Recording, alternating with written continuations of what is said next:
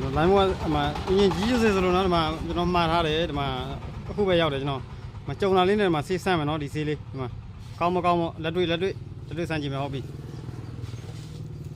ဒီမှာဒီထဲတော့ရွှေ့ထည့်ထားတယ်မှာနည်းနည်းပဲတော့မထည့်ဘူးတိုင်းမဲ့ပို့မယ်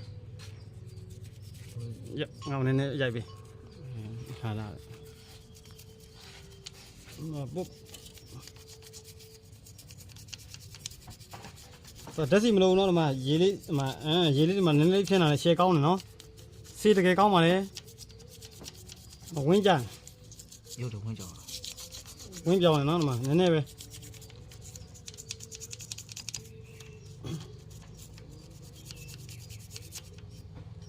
ဆေးလေးကောင်းပါလေညှိုးမိတာပါအဲ့လိုဝင်းနေမှာကျက်စီကအဲ့လိုအကြောင်းမပြောင်းမပြောင်းမိုင်းလေးပဲတော့ကြားရ